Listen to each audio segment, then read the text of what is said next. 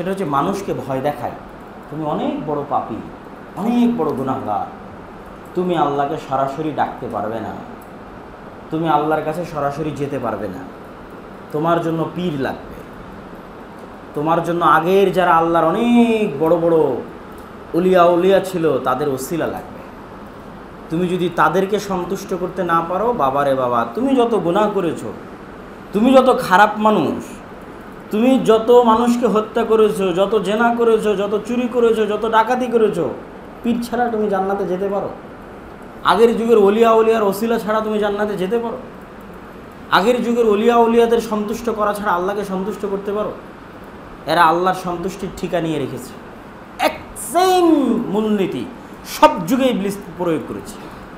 নূহ আলাইহিস সালামের যুগের কওমরাও কী করেছে? তাদের আগের যুগের যারা বড় ওলিয়া উলিয়া ছিল তাদের মূর্তি বানিয়ে ইবলিস তাদের শিখিয়েছে, তোমরা এদের মূর্তি বানাও, এদের কবরকে সম্মান করো, তোমরা অনেক বড় পাপী, তোমরা ডাইরেক্ট আল্লাহর সাথে কথা বলতে পারবে না। ডাইভার্ট হয়ে গেল না? গেল না? ডাইভার্ট হয়ে গেল। একই বুদ্ধি ইবলিস প্রয়োগ করেছে মক্কার মুশরিকদের উপর। তোমরা অনেক বড় পাপী, তোমরা নবীদের মূর্তি বানাও, কাবার মধ্যে নবীদের মূর্তি ঢোকাও, এরা আল্লাহর বড় বড় ওলি, এদের সন্তুষ্ট করো, তোমরা আল্লাহ সন্তুষ্ট হয়ে যাবে। একই মূলনীতি ইবলিস দিয়ে দিয়েছে খ্রিস্টানদেরকে। আপনি খ্রিস্টানদের কাছে যান, একটাই কথা, যে তোমার গুনাহ তুমি জীবনেও নিজে ক্ষমা করে নিতে পারবে না আল্লাহর কাছে। তোমার গুনাহের ক্ষমা ঈসা আলাইহিস সালাম নিয়ে তোমার জন্য জীবন দিয়ে দিয়েছে। তুমি এখন ঈসা আলাইহিস সালামকে সন্তুষ্ট করো, আল্লাহ তোমার উপর সন্তুষ্ট। তোমার বাপের খাওয়া নাই, 14 গোষ্ঠীর খাওয়া নাই, তুমি যত খারাপ যত গুনাহ করেছো তুমি আল্লাহর কাছ থেকে ক্ষমা নিবে। তোমার জন্য ওসিলা লাগবে ঈসা আলাইহিস সালাম, তুমি তাকে সন্তুষ্ট করো, আল্লাহ সন্তুষ্ট হয়ে যাবে। একই মূলনীতি ইবলিস হিন্দুদেরকে ধরিয়ে দিয়েছে, যে তোমরা ডাইরেক্ট উপরওয়ালাকে সন্তুষ্ট করতে পারবে না। উপরওয়ালার অনেক বড় বড় প্রতিনিধি আছে, মা কালী, মা দুর্গা, অমুক তুমুক, অসংখ্য, কত লক্ষ কত হাজার বাবা আর মা আছে, তাদেরকে তোমরা সন্তুষ্ট করো, আল্লাহ অটোমেটিক সন্তুষ্ট হয়ে যাবে, সৃষ্টিকর্তা অটোমেটিক সন্তুষ্ট হয়ে যাবে। এই একই মূলনীতি ইবলিস ধরিয়ে দিয়েছে মুসলমানদেরকে। এই জন্য আল্লাহ বলেছে যে মুসলমানদের মধ্যে অধিকাংশ মানুষ ঈমান আনার পরেও মুশরিক। কেননা মূলনীতি তো পৃথিবীতে এখনও আছে, যেটা দিয়ে নূহ আলাইহিস সালামের কওমকে পথভ্রষ্ট করেছে, যেটা দিয়ে মক্কার মুশরিকদের পথভ্রষ্ট করেছে, যেটা দিয়ে খ্রিস্টানদের পথভ্রষ্ট করেছে, যেটা দিয়ে হিন্দুদের পথভ্রষ্ট করেছে, ওই একই মুসলমানদের ধরিয়ে দিয়েছে, তোমরা বাবা পরকালে মুক্তি পাবা না, পীর ধরো, পীর তোমাদের জাহাজে করে পরকালে পার করে দেবে। সেম মূলনীতি ইবলিস মুসলমানদের ব্রেনে দিয়ে দিয়েছে। আর এই জায়গাতে আল্লাহ যুগে যুগে নবী রাসূল পাঠিয়েছে, পাঠাতেই থেকেছে, আর নবী রাসূল বলতেই থেকেছে, তুমি যত বড় পাপী হও তুমি আল্লাহর বান্দা, কালো চামড়ার হলে আল্লাহর বান্দা, সাদা চামড়ার হলে আল্লাহর বান্দা, মুচি মেথর ডোম চামার হলে আল্লাহর বান্দা, রিক্সাওয়ালা হলে আল্লাহর বান্দা, প্রধানমন্ত্রী হলে আল্লাহর বান্দা, এসপি ডিসি ওসি হলে আল্লাহ সুবহানাহু ওয়া তাআলার বান্দা, সুদখোর ঘুষখোর হলে আল্লাহর বান্দা, 100,000 মানুষকে হত্যা করলেও আল্লাহর বান্দা, 1000টা জেনা করলেও আল্লাহর বান্দা। তোমার সাথে আল্লাহর বান্দার এবং আল্লাহর সৃষ্টি এবং সৃষ্টিকর্তার এই সম্পর্ক চিরন্তন, অটুট এবং চিরস্থায়ী। তুমি যত বড় গুনাহগার হও না কেন, তুমি সরাসরি আল্লাহর ইবাদত করতে পারো, তুমি সরাসরি আল্লাহকে ডাকতে পারো, তুমি সরাসরি আল্লাহর কাছে ক্ষমা চাইতে পারো। এই একটা জিনিসই সব নবী রাসূল এসে মানুষকে বুঝাতে থেকেছে। নূহ আলাইহিস সালাম তার কওমকে বুঝাতে থেকেছে, মুহাম্মদ সাল্লাল্লাহু আলাইহি ওয়াসাল্লাম তার কওমকে বুঝাতে থেকেছে। কিন্তু মানুষ যেহেতু ভীত, সন্ত্রস্ত, এই জন্য মানুষ আস্থা খুঁজে পায় না। কিন্তু একবার যদি মানুষের মধ্যে তাওহীদ ঢুকে যায়, তাহলেও পৃথিবীর সকল দাসত্ব থেকে মুক্ত হয়ে যায় এবং পৃথিবীর সবচেয়ে শক্তিশালী, সবচেয়ে পাওয়ারফুল মানুষে পরিণত হয়। যার মধ্যে তাওহীদ আছে সে পৃথিবীর সবচেয়ে শক্তিশালী, সবচেয়ে পাওয়ারফুল। কেন? তখন সে আল্লাহ ব্যতীত আর কারো দাসত্বের মধ্যে নাই, আর কারোর সামনে নত হওয়ার সিস্টেমের মধ্যে সে নাই। সম্মানিত উপস্থিতি, তো নবী এবং রাসূলগণ যুগে যুগে তাদেরকে যে এই জিনিসটা বোঝানোর জন্য পাঠাতেন, তার সবচেয়ে বড় দলিল কোরআনের এই আয়াতের মধ্যে আছে। এই যে 3টা আয়াত আপনাদের সামনে পড়লাম, এই 3টা আয়াত যদি আপনাদের ভালোভাবে মনে থাকে, তার দলিল এর মধ্যে আছে। কেমনে? আল্লাহ সুবহানাহু ওয়া তাআলা আয়াতের শেষের জিজ্ঞাসাগুলো এটা করেননি, আ রব্বুন মা আল্লাহ, আল্লাহ ব্যতীত কি কোনো প্রতিপালক আছে? এটা আয়াতের শেষে জিজ্ঞাসা করেননি। কেন? আল্লাহ যে প্রতিপালক এটা তো সবাই মেনেই নিচ্ছে, তার প্রমাণ কি? আল্লাহ সৃষ্টিকর্তা মেনে নিচ্ছে, আল্লাহ আসমান থেকে বৃষ্টি বর্ষণ করে এটা মেনে নিচ্ছে, আল্লাহ খেতে দেয় এটা মেনে নিচ্ছে, আল্লাহ রুজি রুটি দেয় এটা মেনে নিচ্ছে। তো আল্লাহ যে প্রতিপালক এটা দুনিয়াতে সবাই মেনে নিচ্ছে। এই জন্য দুনিয়ার কোনো নবীর দাওয়াত এটা ছিল না যে লা রব্বা ইল্লাল্লাহ, আল্লাহ ব্যতীত কোনো রব নাই। আল্লাহ যে রব এটা হিন্দুও মানে, আল্লাহ যে রব এটা ইহুদিও মানে, আল্লাহ যে রব এটা খ্রিস্টানও মানে, আল্লাহ যে রব এটা আমিও আপনিও মানে। তাহলে আরও ক্লিয়ার করে আপনাদেরকে বলি, আল্লাহকে সৃষ্টিকর্তা হিসেবে স্বীকার করলে আল্লাহকে ইলাহ হিসেবে মানা হয় না। মানে কেউ যদি শুধু আল্লাহকে সৃষ্টিকর্তা হিসেবে স্বীকার করে তার মানে সে আল্লাহকে ইলাহ হিসেবে মেনেছে, এ কথা ভুল। কেউ যদি শুধু আল্লাহকে রিজিক দাতা হিসেবে বিশ্বাস করে তার মানে সে আল্লাহকে ইলাহ হিসেবে মেনেছে, এ কথা ভুল। কেউ যদি আল্লাহকে বৃষ্টি বর্ষণকারী হিসেবে স্বীকার করে, পাহাড় পর্বত স্থাপনকারী হিসেবে স্বীকার করে, নদী নালা প্রবাহিতকারী হিসেবে স্বীকার করে তার মানে সে লা ইলাহা ইল্লাল্লাহর উপর বিশ্বাস স্থাপন করেছে, এ কথা ভুল।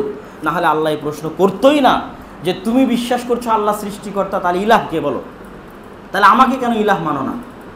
তার মানে আল্লাহকে সৃষ্টিকর্তা হিসেবে বিশ্বাস করলেই ইলাহ মানা হয়, এ কথা নয়। না হলে আল্লাহ এটা জিজ্ঞেসই করতো না। আমি যদি বুঝাতে না পারি এটা আমার ব্যর্থতা।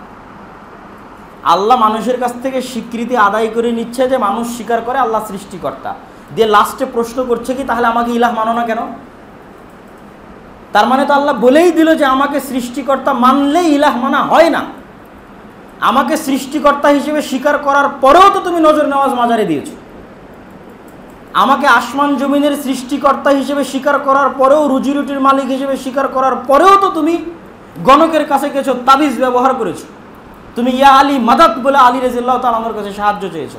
আব্দুল কাদের জিলানী গাউসুল আজমপুরে বিপদে পড়ে তার কাছে সাহায্য চেয়েছো। তাহলে তুমি আল্লাহকে সৃষ্টিকর্তা মানলে, আল্লাহকে রিজিক দাতা মানলেই তুমি আল্লাহকে ইলাহ হিসেবে মানলে, এই কথা মিথ্যা। এই প্রশ্ন আল্লাহ ছুড়ে দিয়েছে কোরআনে। আমি শুধু কোরআনের আয়াতের অনুবাদ করলাম, আপনার কমন সেন্স এবং জেনারেল নলেজ দিয়ে আপনি বুঝতে পারবেন যে আল্লাহ সুবহানাহু ওয়া তাআলাকে আপনি সৃষ্টিকর্তা হিসেবে স্বীকার করলে আপনি মুমিন হয়ে গেলেন, এ কথা ভুল। আল্লাহকে ইলাহ হিসেবে মানতে হবে। আর ইলাহ হওয়ার যোগ্য কে? যিনি রব। ইলাহ হওয়ার যোগ্য কে? যিনি রব।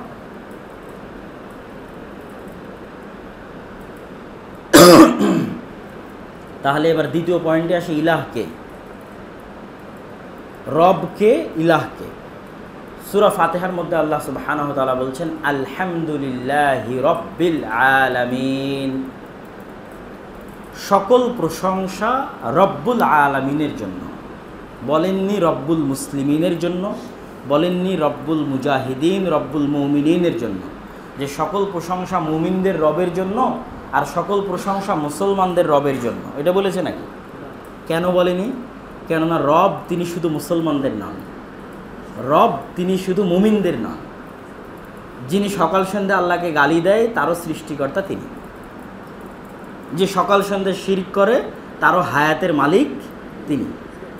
যে সকাল সন্ধ্যা আল্লাহকে অমান্য করে, আল্লাহ সুবহানাহু ওয়া তাআলার বিধান অমান্য করে, তারও রুজি রুটির মালিক তিনি।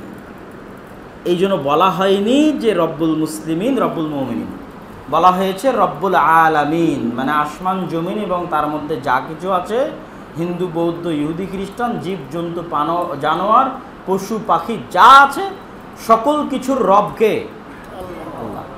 কিন্তু তারা সবাই আল্লাহকে ইলাহ মানে না। আল্লাহ সবার রব, কিন্তু সবাই আল্লাহকে ইলাহ মানে না।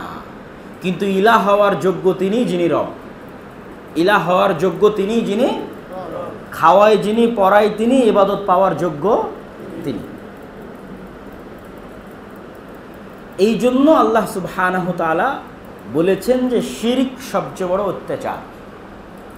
শিরককে আল্লাহ গুনাহ বলেনি, অত্যাচার বলেছে। জুলমুন আজিম, বড় অত্যাচার। কেন?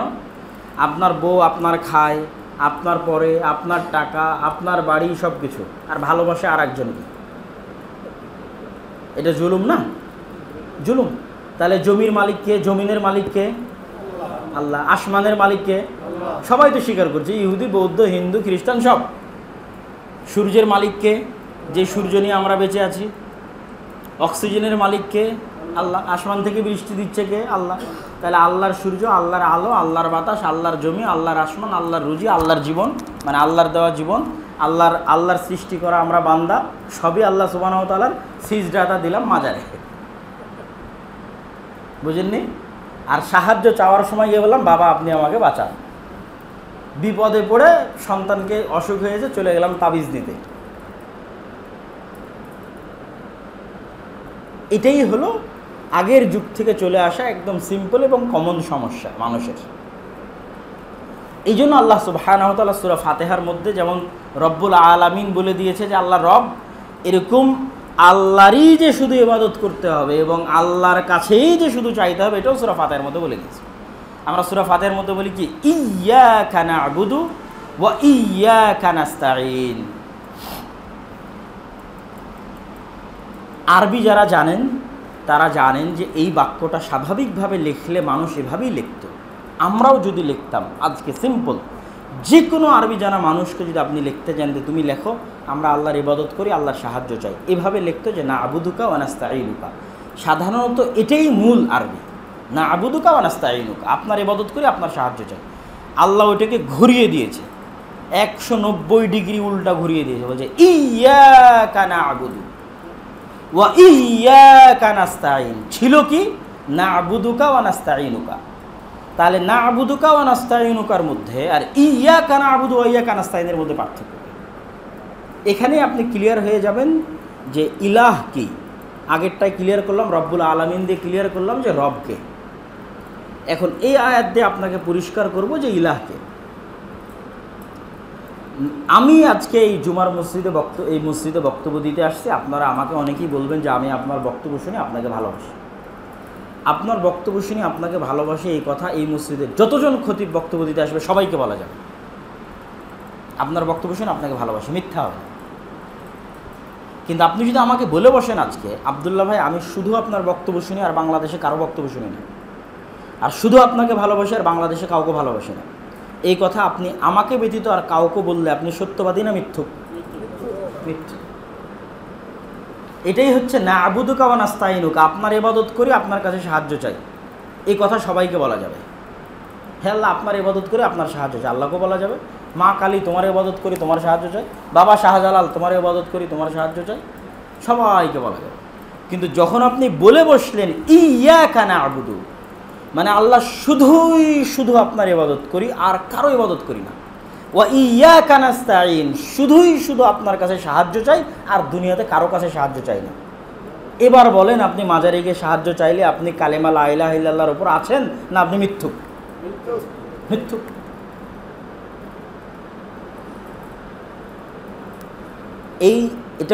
এটাই হচ্ছে ইলাহ। এই ইয়্যাকা না'বুদু ওয়া ইয়্যাকা নাস্তাঈনের মধ্যে আল্লাহর ইলাহত্ব লুকিয়ে আছে, যে আল্লাহ সুবহানাহু ওয়া তাআলা ইবাদত পাওয়ার, আপনার ইবাদত পাওয়ার 100তে 100 হকদার, আর আপনি কারো কাছে সাহায্য চাইবেন এটা পাওয়ার 100তে 100 হকদার। এই 100র মধ্যে যদি আপনি শিরক জিনিসটা বুঝে নেন, এই 100র মধ্যে যদি আপনি চুল পরিমাণ সরিষা সম পরিমাণ অন্য কাউকে দেন আপনি মুশরিক। চুল পরিমাণ সরিষা সম পরিমাণ দিলেও মুশরিক। আপনি একটুও দিতে পারবেন না, কারোর কাছে একটুও মাথা নত করতে পারবেন না, কারোর কাছে একটুও সাহায্য চাইতে পারবেন না, একদিনের জন্য নয়, 1 সেকেন্ডের জন্য নয়। একদিনের জন্য চাইলেও শিরক, 1 সেকেন্ডের জন্য চাইলেও শিরক। আল্লাহ সুবহানাহু ওয়া তাআলার হক একটা হাদিস বলে আমাদের এই তাওহীদের আলোচনা আমরা শেষ করে দিব, দিয়ে বেদাতের আলোচনায় প্রবেশ করবো, কেন আমাদের আবার কোরআনের উপর একটু আলোচনা করতে হবে। একটা হাদিস বলে শেষ করি। আল্লাহর নবী বলছে সাহাবীকে যে তুমি কি জানো আল্লাহর হক বান্দার ওপর কি আর বান্দার হক আল্লাহর ওপর কি?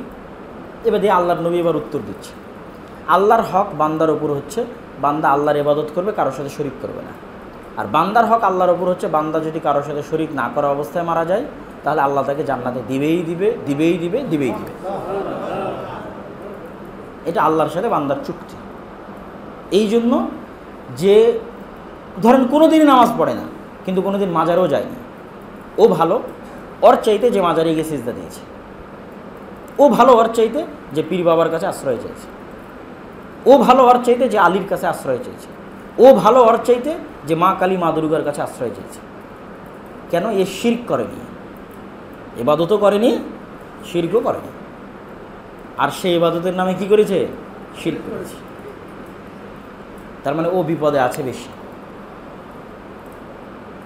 সম্মানিত উপস্থিতি, আশা করি কোরআনের মধ্যে যদি আপনার আরও কোরআন পড়েন, যত কোরআন পড়বেন, কোরআনের যত আয়াত পড়বেন, আল্লাহ কোরআনের বিশেষ করে মাক্কি আয়াতগুলো, মাক্কি সূরাগুলো সব তাওহীদ দিয়ে পরিপূর্ণ।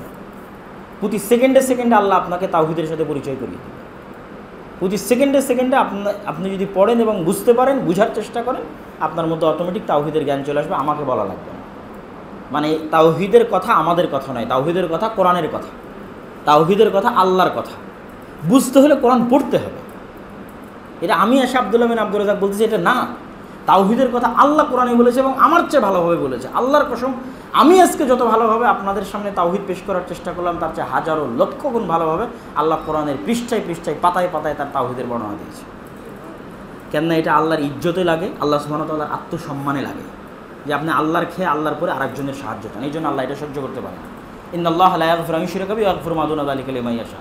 আল্লাহ বলছে সব গুনাহ ক্ষমা করে দেবো। ইয়া বানি আদম লা ওয়াতাইতুমুনি বিকুরাবিল আরজি খাতায়া, আসমান জমিন পরিপূর্ণ গুনাহ নিয়ে আমার সামনে উপস্থিত হবা, শিরক থাকবে না, আমি আসমান জমিন পরিপূর্ণ ক্ষমা নিয়ে উপস্থিত হব।